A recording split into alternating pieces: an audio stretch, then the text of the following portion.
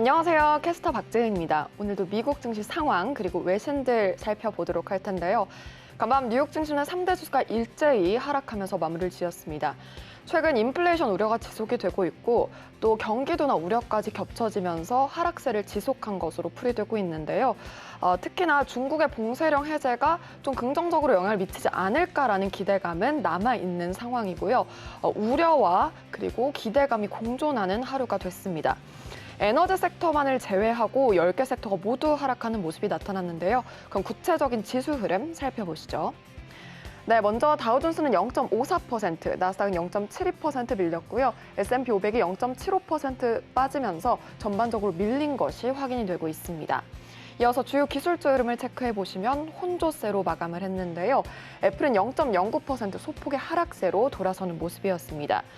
중국의 공급망 차질로 인해서 아이패드 생산 시설 일부를 베트남으로 이전했다고 밝혔는데요. 향후 아이패드 매출 증가에 도움이 될 것으로 분석이 되고 있습니다. 하지만 이런 호재성 뉴스에도 불구하고 주가는 반응하지 못했고요. 이어서 마이크로소프트는 0.2% 소폭의 상승세로 돌아섰습니다. 알파벳 A는 0.11% 강보합권으로 마무리 지었습니다. 이어서 아마존 살펴보도록 하겠습니다. JP모건은 아마존을 하반기 최선호 종목으로 제시를 했는데요. 이에 이어서 1.23% 긍정적인 반응을 나타냈습니다. 이어서 테슬라는 2.36% 빠지면서 마쳤는데 740달러 선을 지켜냈습니다. 골드만삭스는 이날 테슬라에 대한 목표 주가를 기존 1,200달러에서 1,000달러로 200달러 하향한 점이 확인되고 있습니다. 다음으로 엔비디아는 1.89% 밀렸는데요.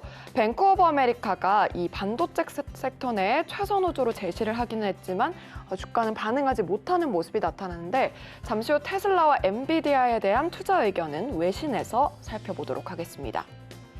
네, 이어서 살펴보도록 하겠습니다. 변동성 지수는 1.91% 밀리면서 시장과는 다른 분위기를 나타냈고요. WTI는 0.51% 반대로 상승을 했습니다.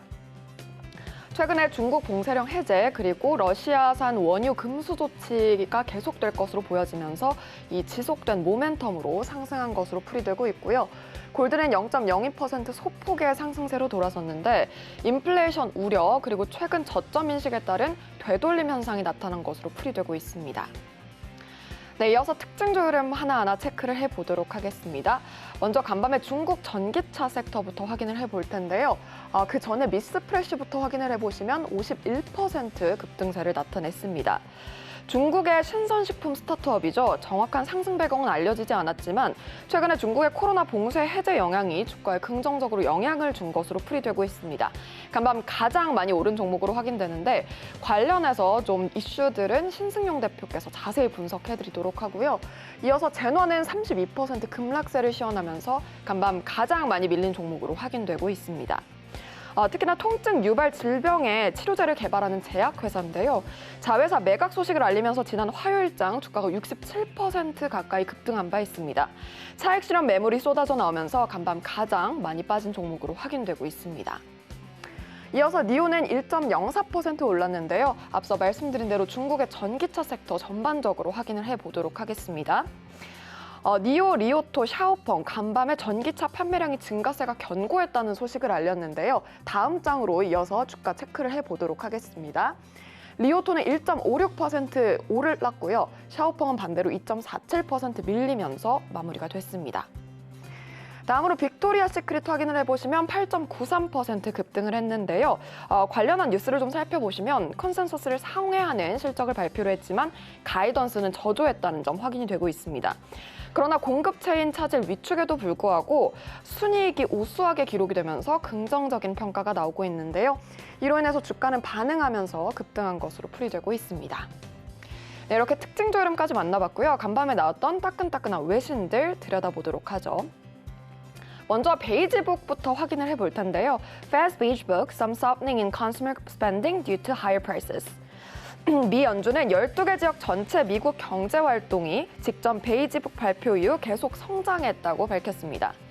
연준은 현지 시간 1월 발표한 경기 평가 보고서인 베이지북에서 대다수 지역은 slight or modest, 즉 약간 혹은 완만하게 성장했고 4개 지역은 moderate, 즉 보통의 성장세를 보였다고 강조를 했습니다. 4개 지역은 직전보다 성장 속도가 둔화됐다고 연준은 전했는데요. 다만 대다수 지역은 제조업이 계속해서 성장하고 있다고 보도했고, 또 특히 소매 부분은 물가 상승으로 약간 둔화됐으며 주택 부문은 높은 가격 그리고 금리 상승으로 약세가 관찰됐다고 보고를 했습니다. 기업들은 가장 큰 어려움으로 노동시장을 언급을 했는데요. 공급망 차질을 원인으로 꼽았습니다. 노동시장 관련해서는 대다수 지역 고용이 완만하게 혹은 보통으로 증가를 했다고 밝히면서 모든 지역에서 tight, 즉 빡빡하다고 보고를 했습니다. 연준의 물가와 관련해서는 대다수 지역이 strong, 강하거나 robust, 왕성했다고 강조를 했는데요. 특히 투입 물가가 그랬다고 전했습니다. 네, 이렇게 최근에 경기 침체가 우려가 계속되고 있는 가운데 향후 경제 지표 저희 서울경제TV와 체크해 보시죠. 네, 그럼 다음 기사 이어서 살펴보도록 하겠습니다. 이 관련해서 좀 뉴스가 확장됐는데요. Jamie Dimon says brace yourself for an economic hurricane caused by the Fed and Ukraine war. 네, JP모건에서 발언이 나왔는데 좀 자세히 살펴봐야 할 것 같습니다. 특히나 좀 자세히 들여다보도록 할 텐데요. JP모건에서는 특히 강조한 내용이 앞으로 economic hurricane, 즉 허리케인이 경제에 찾아올 수도 있다라고 밝혔습니다.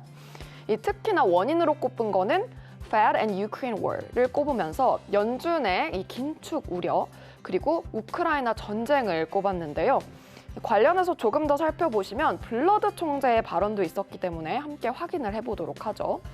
블러드 총재는 미국의 인플레이션이 목표치를 훨씬 웃돌았다면서 1970년대 그리고 1980년대 초반에 봤던 마지막 수준이라고 밝히면서 이런 상황은 인플레이션에 대한 안정적인 물가를 제공할 거라는 연준의 신뢰성을 위협한다고 강조를 했습니다. 특히나 미국의 기대 인플레이션이 신뢰할 만한 연준의 조치 없이는 고정되지 않을 것으로 봤고요. 높은 인플레이션 그리고 변동성이 큰 실질 경제 성장에 새로운 체제로 이어질 수 있다고 지적을 했습니다. 네, 이렇게 주요 투자 의견이 좀 어둡게 나온 상황에서 특히나 간밤에 IB들이 테슬라를 포함한 빅테크 기업에 대한 투자 의견을 내놓기도 했는데요. Tesla delays deliveries of long-range models in US. 네, 테슬라에 대해서 먼저 투자 의견 살펴보도록 하겠습니다. 테슬라는 특히 롱레인지 모델이 중국 내 공급망 문제 그리고 사업 차질로 인해서 납품이 지연될 것을 시사했는데요. 로이터 통신에 따르면 납품은 최대 한 달 연기될 것으로 보고 있습니다. 이렇게 공급망 이슈로 단기간 내 어려움을 겪을 수 있다고 지적을 하면서 골드만삭스는 테슬라의 목표 주가를 하향하기도 했는데요. 또 중기 시각에서 테슬라에 대한 수요가 약해질 수 있다고 덧붙였습니다. 테슬라의 차량 인도 성장세가 테슬라의 장기 목표치인 50%보다 훨씬 낮은 수준을 기록할 것이라고 시사를 하기도 했는데요. 한편 뱅크 오브 아메리카의 한 애널리스트는 반도체 섹터에서 엔비디아 그리고 온세미의 강력한 펀더멘털에 주목을 했습니다. 엔비디아와 온세미는 강력한 실적을 바탕으로 매력적인 가격 메리트를 갖고 있다고 언급이 됐는데요. 현재 밸류에이션이 저점이라고 확신을 할 수는 없지만 중국 봉쇄령 완화와 같은 호재가 나타나면서 주가 상승으로 이어질 수 있음이 시사됐습니다. 이 두 종목 외에는 AMD 그리고 마벨 테크놀로지 그룹이 언급이 됐고요. 반도체 장비에도 호재성 뉴스가 나왔습니다. 특히나 KLA 그리고 글로벌 파운드리스 등에 주목해야 한다는 의견을 덧붙였는데요. 이렇게 반도체 그리고 전기차 시장에 호재로 작용할 수 있을지 귀추가 주목됩니다. 지금까지 외신까지 만나봤습니다.